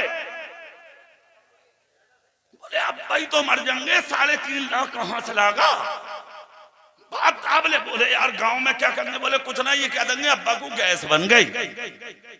3-4 दिन के बाद मर गया तू, खत्म, कब्र में उतार दिया तुझे। तेरे दफन के बाद तेरे घर में बिरयानी चल रही है, तेरे चनों के लिए, तेरे तीजे के लिए औलाद चंदा करती है, तेरे 10वें के लिए औलाद चंदा करती है, तेरी 20वें के लिए औलाद चंदा करती है, तेरी 40वें के दिन लाठियां चलती हैं। छोटा बड़े से, बड़ा छोटे से कहता चलो भाई क्या करना जरा बनाओ, मेहमान आने वाले। बड़ा कहता मैं कुछ ना दूंगा अब्बा के 40वें में, मुझे कुछ देके ना मरा है ये बात। कलालियां तूने की, लड़ाइयां हो रही हैं, हराम तूने कमाया, जमीनें तूने दाबी, पिलोटों पर कब्जे तूने किए, सूद तूने लिया, ब्याज तूने लिया, हराम कारियां तूने की। ना भाई देखे, ना पड़ोसी देखे, ना रिश्तेदार देखे, हराम कमाने के लिए तो रातों दिन मैदान अमल में रहा अपने अमल के मुताबिक। सारी जिंदगी तूने हराम कारी, गद्दारी, मक्कारियों में गुजार दी। आज वो औलाद तेरे चनों के लिए लड़ रही है, तेरी फाथा के लिए लड़ रही है, 1-1 किलो फ्रूट लाने के लिए आपस में लाठियां चल रही हैं। तुझे क्या मिला? ना खुदाई मिला, ना विसाले सनम, ना इधर के रहे ना उधर के रहे। दुनिया भी तबाह, आखिरत भी बर्बाद हो गई। क्या मतलब है यार इस जिंदगी का? कोई मतलब नहीं है इस जिंदगी का। सभी ने तूने तबाही, मजे औलाद लेगी, पिटाई तेरी होगी। कब से तूने की ये दूसरों की जमीनों पर मजे औलाद लेगी मगर पिटाई तेरी होगी। सूद और ब्याज तूने लिया, मजे औलाद लेगी लेकिन पिटाई तेरी होगी। हराम तूने कमाया, मजे औलाद लेगी, पिटाई तेरी होगी। तुझे क्या मिला? कितना अच्छा होता, भूखा रहता मगर मोहम्मद मुस्तफा का गुलाम बनकर रहता। वाह वाह वाह, जिंदाबाद जिंदाबाद।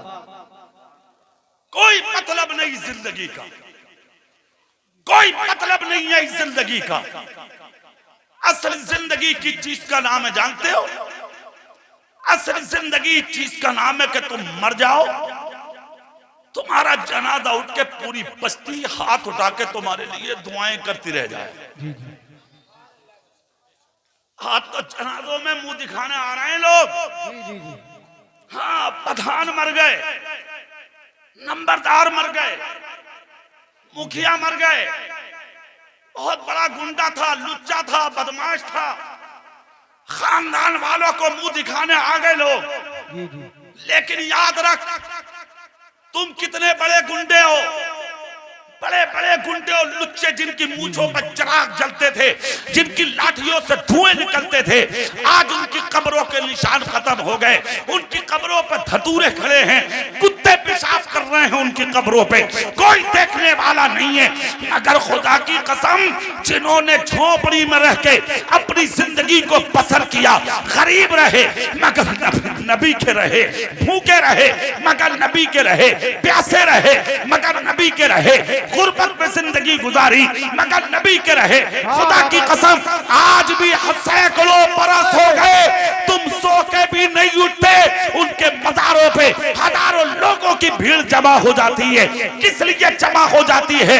जो अपने लिए जीते हैं उन्हें कोई याद नहीं करता, जो जमाने के लिए जीते हैं खुदा की कसम उन्हें जमाना याद रखा करता।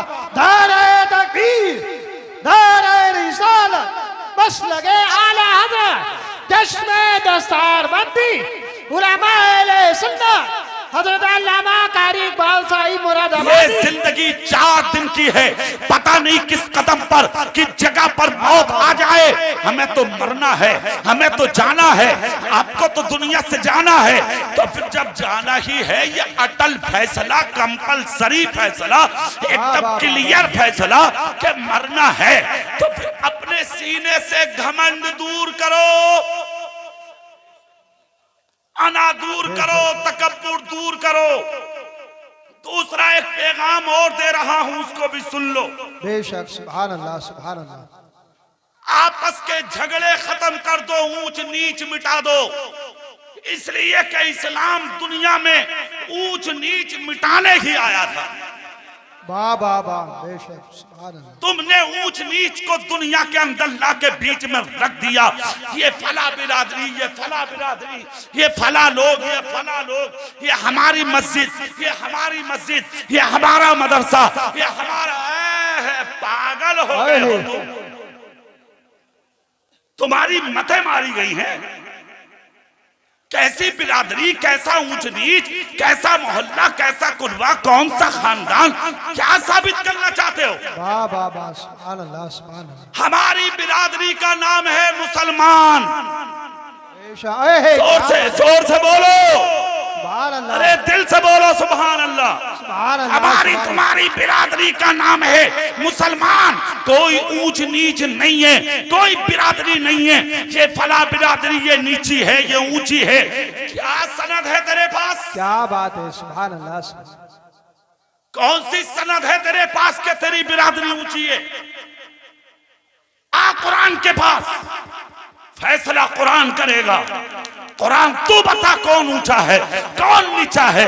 तो कुरान कहता है, या अय्युहन नासु इन्ना खलकनाकुम मिन ज़करिन व उन्सा वजअलनाकुम शुऊबन व क़बाइला लितअरफू इन्ना अकरमकुम इंदल्लाहि अत्क़ाकुम। ए इंसान, तुझको एक ही मुज़क्कर, एक ही मुअन्नस से पैदा किया गया, यानी एक ही मर्द और एक ही औरत से पैदा किया गया। खानदानों में, कबीलों में, गिरोह में तुमको इसलिए रखा गया लितअरफू, ताकि तेरी पहचान हो सके। अब तुम में बड़ा कौन है उसको समझने की जरूरत है।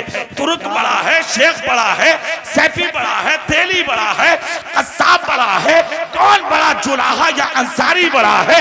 कौन है बड़ा?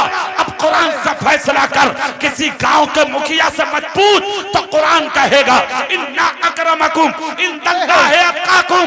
अल्लाह के नजदीक शेख या तुराकी या पढ़ाई बड़ा नहीं होता, जो मुत्तकी होता है वही अल्लाह के नजदीक बड़ा होता है।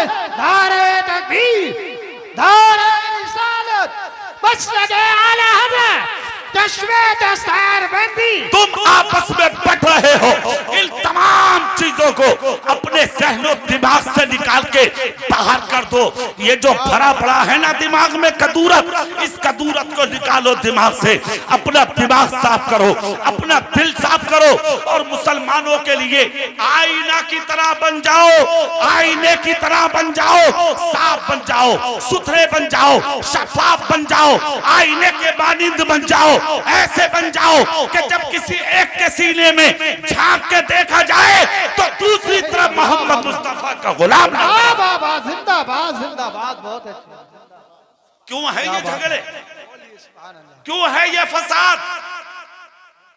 कोई झगड़ा नहीं, कोई फसाद नहीं। जी जी। काम मुत्तफिक होकर इत्तेहाद के साथ करो। आज का जो काम है वो मुझे बहुत पसंद आया। जी जी। सुभान अल्लाह बोलो आप, सुभान अल्लाह, सुभान जोर से बोलो। सुभान अल्लाह। इसको कहते हैं काम, जो जामिया रज़विया में हुआ है।